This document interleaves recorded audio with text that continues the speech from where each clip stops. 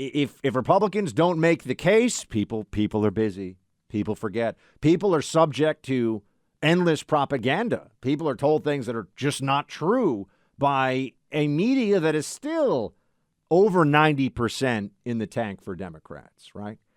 So we can't allow reality to be the only case that is made, right? We can't just say, well, everyone's going to see what's going on. Of course not. Have to stay focused in on these issues.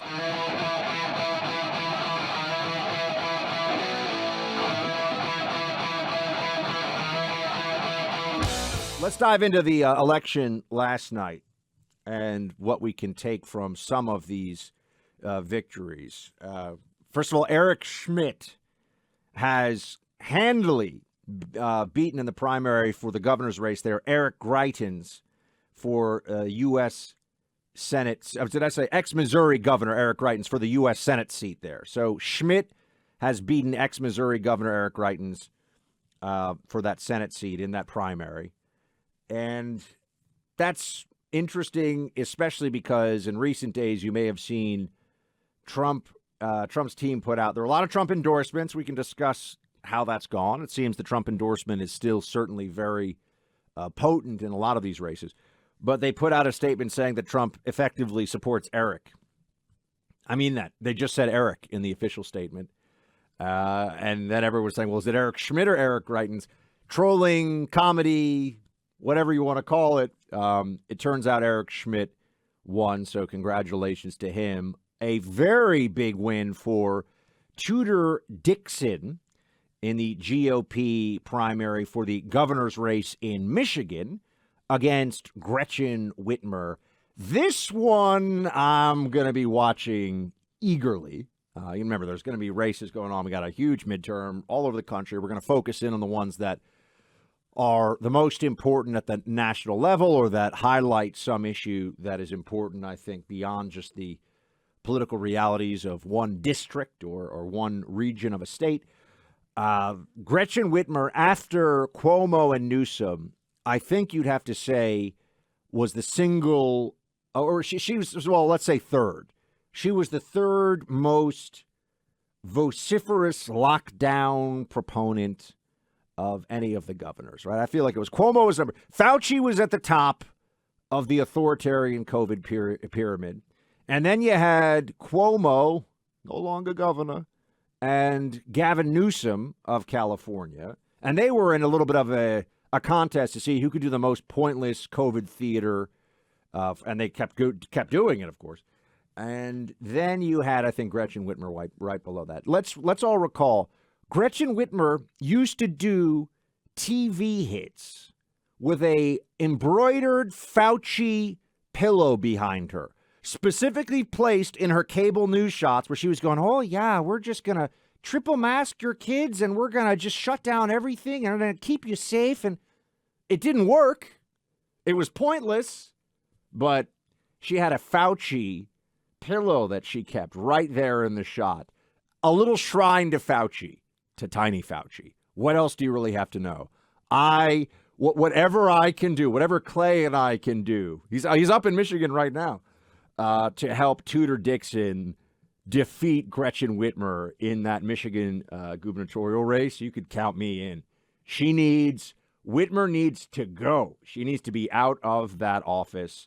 She needs to pay the price for her COVID lunacy, her lack of courage, her poor decision-making, and the immiseration of so many people in her state for no good reason. In fact, it was just a Democrat fad, a kind of mass psychological, mass delusion. And I think that's a really important one. So we have that. We also saw last night our friend Blake Masters, who we had just had on the show recently. He is now going to be, is it officially called yet? Did producer Allie, did they officially call for Masters? I know Carrie Lake says she's got it in the bag, but her opponent is saying, Robson is saying, this is for the Arizona governor's primary, Republican primary. Carrie Lake, who we've had on many times, I've got a chance to speak to Carrie a bit on the issues outside of Radio 2, and is a formidable candidate. Looks like she's going to win, but there's still some counting going.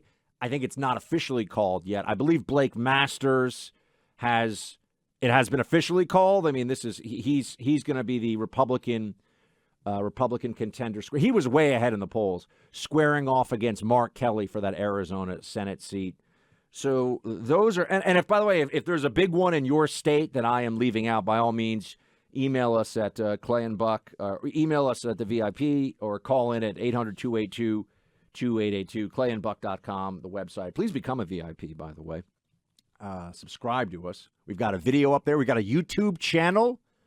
I'm trying to work on, when I get in the habit of doing radio, and I kind of just look around me because I'm in the zone, man. And I realize I need to look into the camera more for YouTube purposes during radio. So that's something you can do when you go to clayandbuck.com, or just subscribe to our YouTube channel. And if I left out any really important race last night at this stage, I would say, let me know and I'll get back into it. But the Dixon victory, backed by Trump. I mean, you look at the whole range of people. From the and there is another one that got a lot of attention. One big thing from last night was that you had this Republican member of Congress, Meyer, right, up in West Michigan. He's an incumbent, and he is one of these guys who lost to a contender on the other side who was actually getting some Democrat money. This is and John Gibbs. Congratulations to John Gibbs. He is a now candidate for the Michigan 3rd Congressional District. Gibbs is backed by Trump. He is very MAGA. He is African American, and he ended up beating Meyer in this primary. So Meyer got primaried. He voted to impeach Trump. And this is one of these places where the Democrats spent a few $100,000 supporting Gibbs. And this was official, like DCC. Is it DCCC? There we go. I got to get the last Democrat Congressional. No, DCC, whatever. The DCCC. Yeah, I got to get the third C in there. It's one of those places where there were hundreds of thousands of dollars thrown behind Gibbs because they thought that he would be an easier candidate for the Democrat to beat going into the general election. Be careful what you wish for, Libs. I think Meyer was a weak candidate. He voted for the impeachment of Donald Trump. He had a lot of money to spend. He comes from a wealthy family in the area. I think his family owns like a supermarket chain, and so he lost his seat. Turns out voting to impeach the sitting president of your party for absurdity is not a good career move if you want to be in the Congress and still be a Republican. You want to pull Liz Cheney and be a fake Republican that's a Democrat? Fine, you go for that. Oh, Cheney certainly got a lot of attention, too. I'm sure some of you saw this. She had posted a photo of Kevin Costner with an I'm with Liz, or, I'm voting for Liz Cheney t-shirt on. Because you see, if you can get a multi-millionaire Hollywood liberal who pretends to be a rancher on TV to support you for a congressional seat in Wyoming where there are actual ranchers. Yeah, you see how that works? That is the contempt that Cheney has for people who actually live in her state. It's, hey, let's get this Hollywood actor who pretends to be one of you to support me, to fool you into thinking we all share the same values. Yes, let's have... and I like Kevin Costner in Yellowstone, and the rumor mill says he's a pretty nice guy, but he's a lib.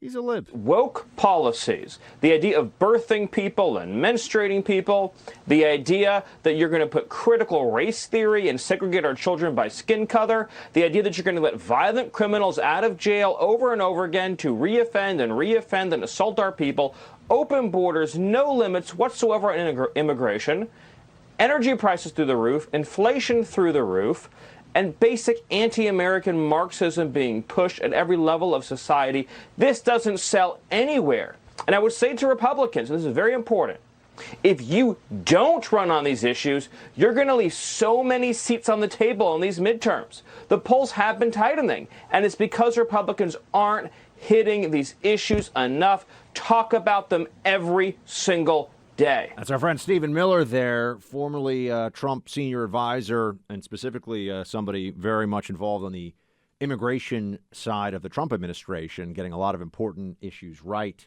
then that we now see falling apart under the Biden regime. And Stephen Miller is giving a very important reminder right now, folks, that if Republicans don't make the case, people are busy. People forget. People are subject to endless propaganda. People are told things that are just not true by a media that is still over 90% in the tank for Democrats, right? So we can't allow reality to be the only case that is made, right? We can't just say, well, everyone's going to see what's going on. Of course not. Have to stay focused in on these issues. Immigration, the worst border. I just spoke to a friend of mine who works Border Patrol last night, okay? Said it is the worst in his 20-plus year career in Border Patrol right now. The worst in terms of the cartels, the drugs, the illegal alien smuggling, the assaults, particularly against women, and children that are being human trafficked across the border. It's a mess, the worst it's ever been. Biden's doing nothing to fix it because they don't want to fix it. They don't care. Actually, they like the illegal immigration, as you know. Inflation, obviously, everything price-wise getting more expensive. People don't like that, and they shouldn't. Cost of energy, Green New Deal lunacy comes with a real price tag that you are paying. The private jet progressives like Nancy Pelosi, they don't care, but you are paying that. Everyone needs to be reminded of this on top of also what they did during COVID, which we're going to continue to hammer that here. Democrats deserve to lose. Can you believe it? I got the numbers here. We have barely any votes counted. We won today 7 out of 10 election day votes. Do you know that? That is massive. And those votes are not counted yet. There is no path to victory for my opponent, and we won this race. Period.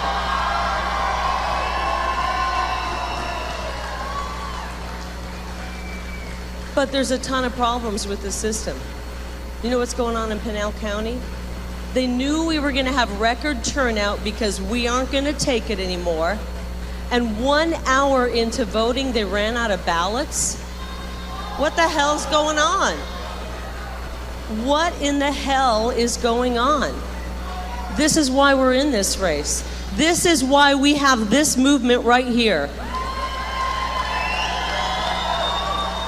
This is why everywhere we go, we drew a crowd. This is why we have the biggest movement in Arizona politics. And we are going to win this when the votes are counted. 100%. They've only counted 13,000 election day votes, and that's where our people voted. So I just want you to know, first of all, I appreciate you all being here. I know it's been a tough night. I know it's been a long year. I know we've battled through this.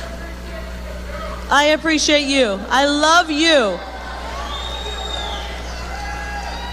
We have the ideas, we have the policies, and we are going to win this. 100%. I don't want any of you to not believe that.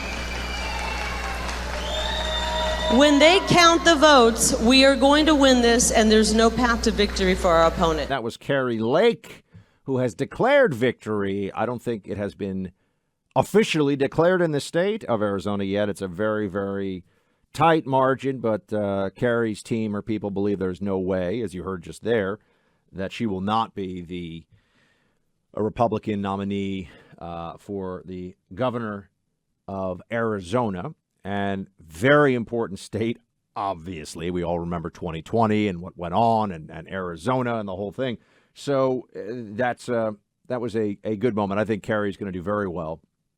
I think Blake Masters is going to do very well in that state when he hopefully defeats Mark Kelly and becomes a senator from there. So there was some good news last night. And whenever I have good news to share with all of you, take every opportunity I can. Whenever we can put things in a context, we realize we are making progress. We are getting some wins, setting some things right, and that's all to the good.